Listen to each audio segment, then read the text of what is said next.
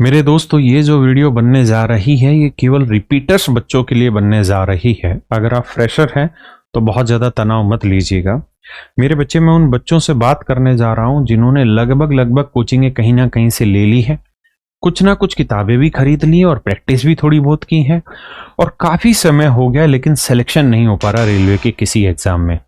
तो मेरे प्यारे बच्चों, मैं यहाँ आप सभी को वो स्ट्रेटजी डिस्कस करने जा रहा हूं जिसके थ्रू आप अपने स्किल को इम्प्रूव कर पाएं और सिलेक्शन को शॉर्ट कर पाएं।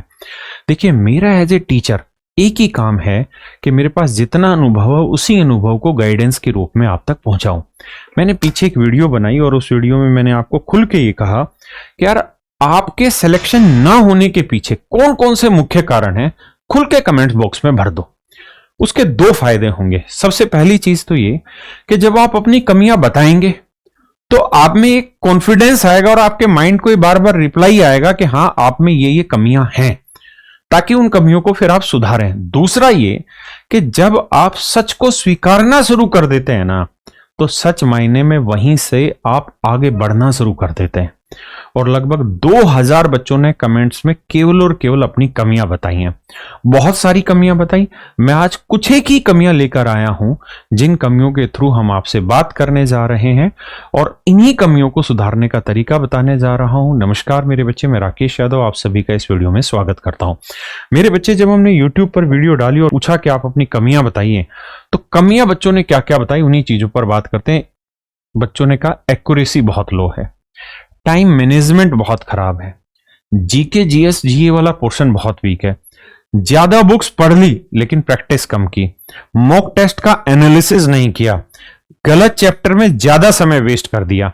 मेरे बच्चे, आपके पास भी ऐसे और दसों कमियां और होंगी आपके अंदर, आप वो कमियां लिखिए, है ना। मैं उन सारी कमियों के ऊपर धीरे धीरे करके चर्चा करूंगा, क्योंकि मेरा ये मुख्य काम है पढ़ाने के साथ साथ कि जो मेरे बच्चे हैं उन्हें प्रॉपर गाइड किया जा सके, वो भटकाव ना करें। देखिए यार, मैं आज आपको ये कहना चाह रहा हूं कि भाई, ये ऐसी चीजें जिसको आपको करने की जरूरत नहीं है। सबसे पहली चीज, अब अगर आप रिपीटर्स हैं, बिगनर्स नहीं हैं, तो आपको कोई भी नई किताब खरीदने की जरूरत नहीं है। कोई भी नई किताब मत खरीदिए। जो किताब आपके पास है, और दुनिया कितनी भी चिल्ला ले ये लेटेस्ट बुक है, ये फलाना बुक है, ये लेटेस्ट है, भाई जो आपके पास है ना, केवल आप उतने को ही पढ़ते रहिए। मैंने लास्ट में यहां एक पॉइंट लिखा है कि पीवाईक्यू को इग्नोर मत करिए।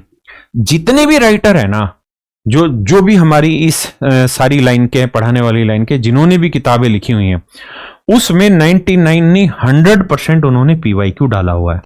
और आपको ये बात समझनी होगी कि जो प्रीवियस ईयर क्वेश्चन है, मेरे भाई, रेलवे ने इतने सारे पेपर कराए हैं और इतने हजारों क्वेश्चन तैयार हो गए हैं, नए क्वेश्चन बनने की संभावना ना के बराबर होती है। तो विश्वास मानिए, दुनिया कितनी भी इधर से उधर हो जाए, लोग कितने भी चिल्लाते रहें, लेकिन जो पीवाईक्यू है आपको उस पर स्टिक रखना है और उसी पे फोकस करना है। तो ये जरूरी नहीं है कि मैंने कल को कोई किताब निकाली और मैंने कहा कि यार ये बिल्कुल लेटेस्ट किताब है और मैंने अभी अभी जो एग्जाम हुआ उसके भी क्वेश्चन इसमें शामिल कर दिए। भाई, इस चीज में अपना पैसा बर्बाद मत करो, बिल्कुल भी जरूरत नहीं। आपके पास जो किताब है उसी से प्रैक्टिस करो, नई किताब खरीदने की जरूरत नहीं किसी भी सब्जेक्ट की। दूसरा, हर चैप्टर में एक्सपर्ट बनने की कोशिश मत करिए। मैंने आपसे पीछे एक जगह जब बात हुई तो मैंने बच्चों को बोला कि आप अपने स्ट्रॉन्ग एरियाज और वीक एरियाज लिखिए। तो बहुत सारे बच्चों ने अपने स्ट्रॉन्ग एरियाज मेंशन किए कि सर मेरा ये चैप्टर बहुत स्ट्रॉन्ग है या ये सब्जेक्ट बहुत स्ट्रॉन्ग है, और बहुत सारे वीक एरियाज लिखे। जैसे कुछ बच्चों ने लिखा कि सर मेरा मैथ बहुत अच्छा है, तो वो क्या है, मैक्सिमम टाइम मैथ ही करते रहते हैं, वो ये कोशिश करते हैं कि मैं मैथ का एक्सपर्ट हो जाऊं। मेरे भाई, मत होइए। ये जो एक्सपर्ट शब्द है ना, ये जीवन बर्बाद कर देता है। आपको यहां एक्सपर्ट नहीं बनना है, आपको बस इतना सीखना जिससे आपकी सरकारी नौकरी लग जाए। आपको काम करना है अपने वीक एरियाज में। तो सबसे पहले क्या करिए, वीक एरियाज की पहचान करिए। अब आप कहेंगे सर पहचान कैसे करें, हम तो 2-2, 3-3 साल हो गए कोचिंग लेते हुए, 2 साल पहले कोचिंग ली थी, है ना, हमने तो ये भी कर लिया वो भी कर लिया, लेकिन हमें आज साला यही नहीं पता चल रहा कि हमारी वीक एरियाज क्या है। तो शांति रखिए, वीक एरियाज की पहचान करना भी समझाऊंगा। तो मेरे बच्चे, जो मैं आपको यहां समझाना चाह रहा हूं वो ये कि जो भी चैप्टर आपके अच्छे हैं उन चैप्टरों में प्लीज एक्सपर्ट बनने की कोशिश मत करिए। बस एक काम करिए, आपने चैप्टर आता है, आपको कॉन्सेप्ट बहुत अच्छे से आता है, आपने देख लिया, आगे बढ़ जाइए।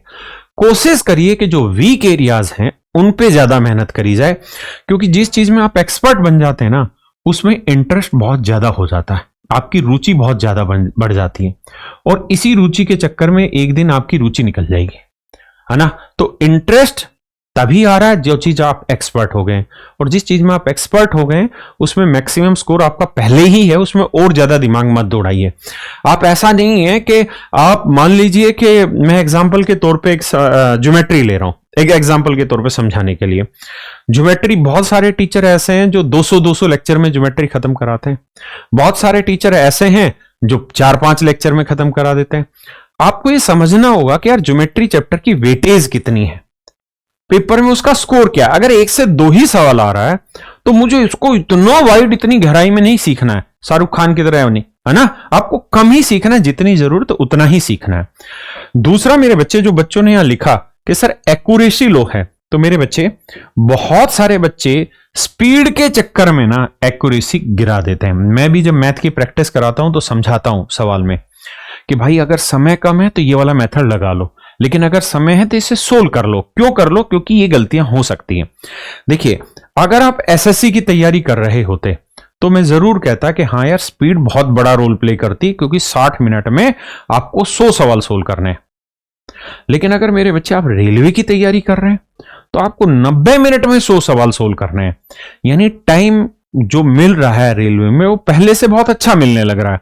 तो हम ये नहीं कह सकते कि रेलवे में हमें स्पीड बहुत तेज बनाने के चक्कर में हम एक्यूरेसी लो कर रहे हैं। नहीं, बहुत ज्यादा स्पीड पे फोकस अभी मत करिए, ज्यादा फोकस करिए एक्यूरेसी पे। आप कम एफर्ट करें लेकिन वो एफर्ट 100% रिजल्ट दे। अगला जो समाधान है कि भाई मॉक टेस्ट के बाद एनालिसिस स्किप मत करिए। ये एक ऐसा पोर्शन है जिसमें 99% बच्चे एनालिसिस स्किप कर देते हैं। और मैंने अभी थोड़ी देर पहले ही एक शब्द आपको लिखवाया है यहां पे, वीक एरियाज की पहचान कैसे करेंगे, वीक एरियाज की पहचान कैसे होगी। तो मेरे बच्चे, आप सब एक काम करिए मिलके, और वो काम ये कि आप एक नोटबुक बनाइए। वो नोटबुक का नाम आप कुछ भी रखिए। मैं जैसे एक नाम रख रहा हूं खतरा नोटबुक।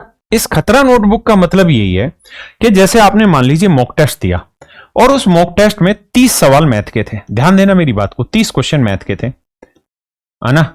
उन 30 क्वेश्चन को आपने किया तो आप एक रजिस्टर बनाएंगे। ये जो खतरा नोटबुक है उस रजिस्टर में ये मेंटेन रखेंगे, चैप्टर 1, 2, 3 उनके नाम लिखेंगे। और आज मान लीजिए तारीख है, कोई भी तारीख लिख लेते हैं हम, 1 दिसंबर मान लीजिए तारीख है, 1 दिसंबर 2025 तारीख है। तो आपने आज मॉक टेस्ट 1 दिया है या कोई भी टेस्ट दिया है, तो आप ये देखिए कि परसेंटेज चैप्टर से कितने क्वेश्चन आए। सर 2 सवाल आए। ये दोनों आपके ठीक है या गलत है? कितना समय लिया? फिर आपने देखा जी अगला चैप्टर है प्रॉफिट एंड लॉस, P&L, इसमें जी 1 सवाल आया, मेरा ये ठीक हुआ। फिर आपने देखा जी मेंसुरेशन है, इसमें 3 सवाल आए, मेरे 2 सही हैं, 1 गलत है। फिर आपने ये देखना कि जो गलत है वो किस वजह से गलत हुआ। क्या गलत इस वजह से हुआ कि आपके पास टाइम नहीं था, या गलत इस वजह से हुआ कि आपकी कैलकुलेशन मिस्टेक हुई, या गलत इस वजह से हुआ कि आपका कॉन्सेप्ट ही गलत अप्रोच कर गया।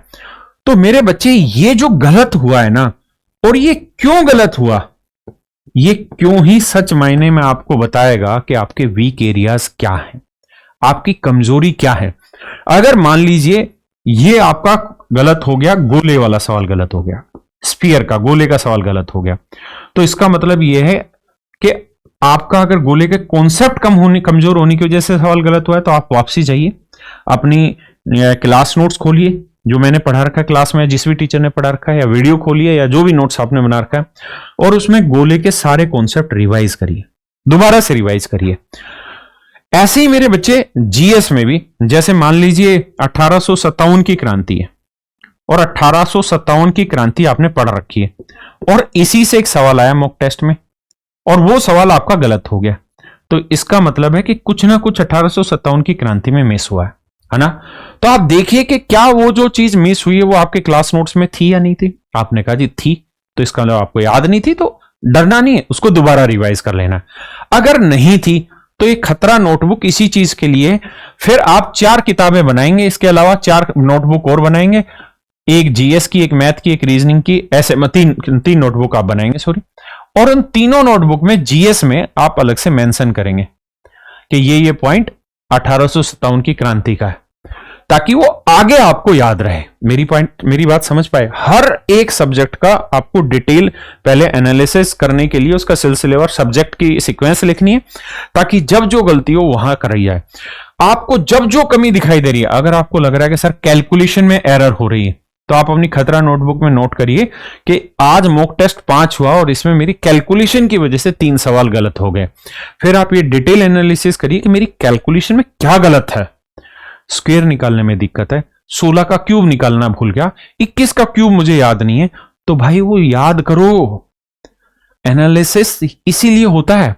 अगर 90 मिनट का पेपर है ना, तो सच मायने में करीबन 2 घंटे का एनालिसिस लग जाएगा। 1.5 घंटे के पेपर में 100 क्वेश्चन के एनालिसिस में 1.5-2 घंटे लग जाएंगे, तो उसमें डरना नहीं है। वही असली मजबूती है। वरना आप क्रिकेट खेल रहे हैं, रोज खेल रहे हैं, और आपको पता है यार मेरा ये शॉट कमजोर है, मेरा यहां किनारा लग के कैच हो जाता है, आप उसकी प्रैक्टिस कर नहीं रहे, तो सुधार थोड़ी होगा, देखने सुधार थोड़ी होगा। तो इसलिए उसके एनालिसिस पे समय बिताइए। मेरी बात समझ गए? तो ये जो मैंने लिखा था कि पहचान कैसे करें, वो बता दिया। अब आते हैं आगे। भाई आप जब भी पढ़ाई करते हैं ना, तो विदाउट प्लान मत किया करें। आपका मन किया, आपने खोल लिया रीजनिंग, आपका मन किया, आपने खोल लिया मैथ, आपने मन किया उस समय खोल लिया जीएस। नहीं, आप डेली अपना एक शेड्यूल बनाइए, अपना एक प्लान बनाइए, और उस प्लान पे स्टिक रहिए। और सबसे पहले कोशिश करिए कि जो प्लान हो बहुत इजी हो, इजी प्लान हो। और अगर वो बहुत आसान प्लान होगा तो आप धीरे धीरे उसको फॉलो कर पाएंगे, कंसिस्टेंसी मेंटेन हो जाएगी। अदरवाइज पूरे यूट्यूब के समंदर में झांक लोगे, आपको ये नहीं पता चलेगा कंसिस्टेंसी बनेगी कैसे। इजी प्लान बनाइए, उस प्लान पे स्टिक रहिए, उसको पूरा करिए। अगर वो पूरा होता है तो अपने आप को कुछ इनाम दीजिए, जैसे जो खाने का चीज मन कर रहा है वो खा लीजिए, कुछ और खेलने का मन है, किसी से यार दोस्त से बात करने का मन है, कुछ और जो जिस चीज से आपका मन और दिल खुश होता है वो करिए। और अगर आपने वो प्लान फॉलो नहीं किया या उस दिन आप फेल हो गए उस प्लान को फॉलो करने के लिए, तो अपने आप को पनिश भी करिए। पनिश में जहां 4 रोटी दिन की खाते थे वहां 1 रोटी खाएंगे, जहां 3 खाते थे वहां 2 खाएंगे, गाल पे ऐसे जोर जोर से 2-3 चाटे मार लेंगे। उससे क्या होगा कि सेल्फ रिकॉग्निशन स्टार्ट होगी कि हाँ मैंने ये प्लान बनाया, मेरा फॉलो नहीं हुआ, मैंने अपने आप को सजा दी, आगे बढ़ गया। नेक्स्ट डे का फिर प्लान बनाएंगे। तो इस तरह से छोटे छोटे प्लान बनाते रहिए और आगे बढ़ते चले जाइए। पीवाईक्यू को मेरे बच्चे लगातार काम करते चले जाइए। ज्यादा से ज्यादा मॉक टेस्ट देने, जो बच्चे रिपीटर्स हैं उनको मेरे बच्चे जितने ज्यादा हो मॉक टेस्ट दीजिए। डेली का नियम बनाइए, 1 मॉक कंप्लीट देना है, 1 मॉक देना ही देना है, कंप्लीट मॉक। और 2 घंटे मिनिमम हमें लगाने इसके एनालिसिस पे। 2 घंटे जब एनालिसिस पे लगाएंगे और 1.5 घंटे का मॉक देंगे तो 3.5 घंटे होंगे। ये 3.5 घंटे यूं समझ लो केसर है। दूध के ऊपर अगर केसर डाल दी जाती है ना तो भाई साहब ताकत अलग आ जाती है, हल्दी डाल दी जाती है तो दूध में गजब ताकत हो जाती है। तो मॉक टेस्ट को जब 2 घंटे एनालिसिस कर लोगे ना तो समझ लो वो दूध की मलाई आ गई, ताकत निकल के आ जाएगी और वहां से शुरुआत होगी बढ़िया। तो इस बात को समझो कि भाई जितने ज्यादा मॉक लगाओगे उतना धीरे धीरे स्कोर बढ़ेगा। और ध्यान रखना, अगर एक टाइम पे मॉक पे फंस गए हो, स्कोर एक जगह स्टक हो गया है, तो हर एक बच्चे के साथ ये जीवन में आता है। 1-2 महीने वो स्टक रहेगा, फिर धीरे धीरे उछाल लेगा और आप बढ़िया से सीख जाएंगे। अगला पॉइंट जो सबसे जरूरी है वो है मेरे बच्चे, रिवीजन करते रहिए। रिवीजन बहुत जरूरी है। रिवीजन ऐसा होना चाहिए जो सटीक को एक भी कॉन्सेप्ट ना छोड़े। देखिए मैं यहां पे जो कहने जा रहा हूं उसको आप गलत अर्थों में भी ले सकते हैं और सही अर्थों में भी ले सकते हैं। मेरे बच्चे आप रिपीटर्स हैं, आपको ये बैच लेने की जरूरत नहीं है। ये हमने रेलवे फाउंडेशन बैच दिया हुआ है सारे बिगिनर्स बच्चों के लिए जो बिल्कुल शुरुआत कर रहे हैं, उनके लिए हमने ये बैच दे रखा है। उसमें सारे टीचर्स जोड़ रखे हैं। और इसी बैच में मेरे बच्चों हम क्या करते हैं, रेलवे का एक कंप्लीट प्रैक्टिस बैच भी करा रहे हैं और रिवीजन बैच भी करा रहे हैं, जहां 30 से 40 घंटे का 30 से 40 घंटे बल्कि 30 ही घंटे मैक्सिमम लगेंगे और पूरे मैथ का रिवीजन मैं करा रहा हूं। जहां 10 घंटे का एक चैप्टर मात्र 30 से 40 मिनट में मैं आपको रिवाइज करा दूंगा। एक भी कॉन्सेप्ट छूटेगा नहीं, जल्दी जल्दी सारी चीजें आप समझ लेंगे। ऐसे सब्जेक्ट वाइज रिवीजन भी होगा, सब्जेक्ट वाइज प्रैक्टिस भी होगी।